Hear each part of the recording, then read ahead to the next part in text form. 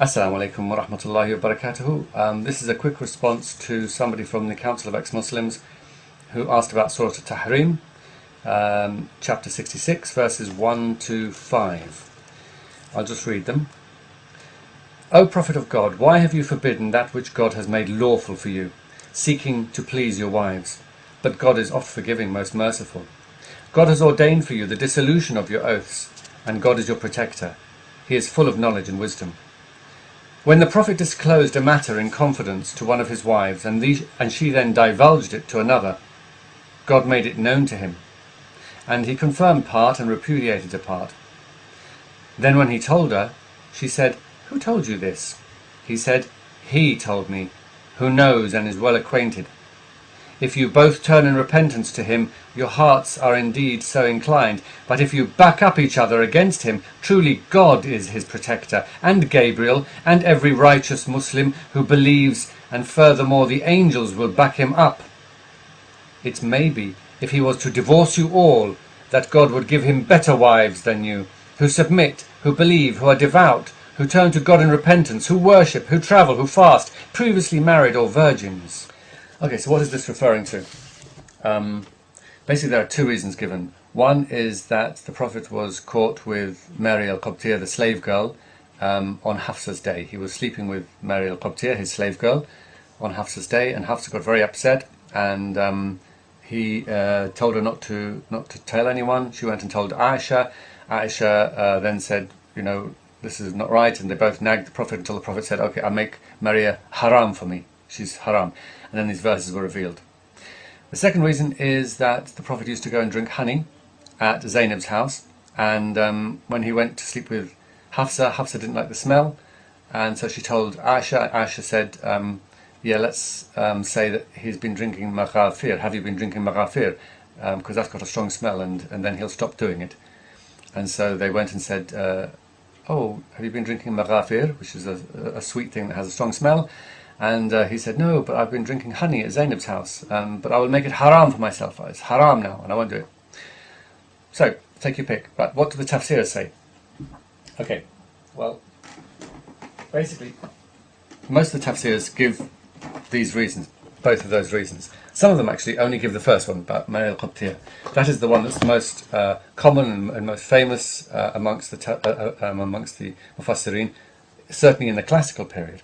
Nowadays, however, the reverse is true. Nowadays, people prefer the one about the honey, and in some cases you won't even find the explanation of the Mary al-Qibtiyya. That's been kind of obliterated, and in some places completely cut out. For example, if you look in the tafsir of Ibn Kathir online, Ibn Kathir spends 2 pages when talking about the Coptic slave girl incident. If you look at the tafsir online in English, it's not there. All these 2 pages, gone, crossed out, disappeared. You decide for yourself why. This is the tafsir of Tabari, okay? Tafsir al-Imam Tabari, and I'm reading from it, and it says, قِيلَ أَصَابَ رَسُولُ اللَّهِ صَلَّى اللَّهُ عَلَيْهِ وَسَلَّمَ. The Prophet slept with mamlukatahu, his slave girl, Mary al-Qibtiyya, fi bayt zawjihi, in the house of his wife, Hafsa bint Umar, the daughter of Umar, wa fi yawmiha. If you're not sure what I'm reading, here it is. فَوَجَدَتْهُ Hafsa, so Hafsa found him, fi dhalik, in the middle of it, فَغَارَتْ لِذَلِكَ, and became jealous of that. فَقَالَ أَلَا تَرْضِينَ بأن أحرمها, would you be happy if I made her haram? فلا أقربها, and don't come near her. فقالت بلى, yes, she said yes. فحرمها على نفسه, so he made her haram for himself. وقال لا تذكري ذلك لأحد, don't tell anyone that. So that's Tafsir Tabari. As I said, Tafsir Ibn Kathir, Tafsir al-Quran al-Azim Ibn Kathir, Mujarrad al-Rabi', the same thing, gives the same similar hadiths, gives other hadiths, gives lots, gives 2 full pages of it. For example, he gives this one where it says, Rasulullah sallallahu alaihi wasallam kanat lahu amatun yata'uha. Prophet sallallahu alaihi wasallam used to have a slave girl which he used to have sex with. فلم تزل به عائشة وحفصة حتى حرمها. And so Hafsa and Aisha didn't stop nagging him until he made her haram, and then these verses were revealed. That's Tafsir ibn Kathir. What other tafsirs have we got here? This is Tafsir Baydawi. Okay. Tafsir Baydawi, al-Baydawi. يا أيها الذين يا أيها النبي لما تحرم ما أحل الله لك. روى أنه عليه السلام خلا بماريا. So it is related that he slept with Maria في يوم عائشة أو حفصة. There are two narrations whether it is Aisha or Hafsa. That was Tafsir Baydawi. This is Tafsir Zamakhshari al-Kashaf. Same thing. What have we got here? Now the reason I'm doing all this because the guy on the council said that it's not in any, so he couldn't find any sources for it. It's not in the tafsirs. So I'm just showing him that these are all the classical tafsirs and it's all here in black and white. And if he can't find it, then he needs to ask himself why. Why is it that it's disappeared?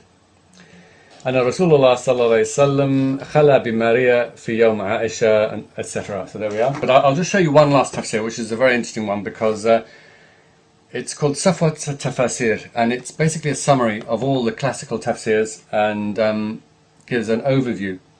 This guy didn't give his own opinions, he just collected all the classical tafsirs and gave an overview of what they all say.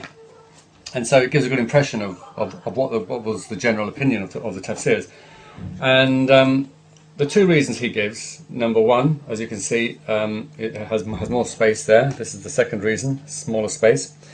The first one is Mari al-Qabtiyah, and it gives the reason that the Prophet ﷺ كان يقسم بين نسائه, he used to divide the days amongst his wives. فلما كان يوم حفصة, when it was Hafsa's day, استأذنت رسول الله صلى الله عليه وسلم, she asked for permission from Rasulullah في زيارة أبويها, to go and visit her parents. فأذن لها, so he allowed it. فلما خرجت, so when she went out, أرسل إلى جارته, he sent for his slave girl Mari al-Qabtiyah, فعاشرها, and he slept with her في بيت حفصة, in Hafsa's house. فرجعت, so she came back, فوجدتها في بيتها, and found her in her house. فغارت غيرة شديدة, and became very jealous. وقالت أدخلتها بيتي, you brought her into my house في غيابي, while I was absent. وعاشرتها على فراشي, and slept with her on my bed, and so on. And the second reason is the shurb al-asl. And what's very interesting is that he gives the overall view of what all the tafsirs and all the mufassirin said, and he said الرواية الأولى عند المفسرين أشهر. The first one is the most famous, the most well known, في سبب النزول, and this is the best one, and the murajih, the preferred one, the strongest one. And he says that it is the strongest one for many reasons, and amongst the reasons he gives are that, for example, forbidding a wife, forbidding forbidding a woman upon oneself to please other women is a stronger reason than forbidding honey, and that the wording of the verse with its very severe warnings and strong threats of divorce and changing the women for better women, and that God and the Prophet, God and the angels and the pious Muslims are all on the Prophet's side to help him against these people conspiring against him, and all point to something very, very serious, and that there was some tanafus, some serious jealousy, competition amongst the wives, and some jealousy going on there. And all this makes the first one more likely and the second one very weak. And he even quotes Ibn Kathir, who says كون قضية شرب العسل سببا للنزول فيه نظر, that Ibn Kathir said that the case of drinking honey as a reason for the revelation of these verses is fihi nadar, is questionable. Okay, well obviously it's up to you which tafsir you prefer. I think it's interesting how many modern Muslims regard the story of Maryam al-Qibtiyah as being weak or fabricated or whatever, and yet obviously the great scholars of the past certainly didn't think so. They thought it was the best explanation. I just wonder whether modern Muslims are being influenced by modern ideas of morality. Okay, take care, bye bye.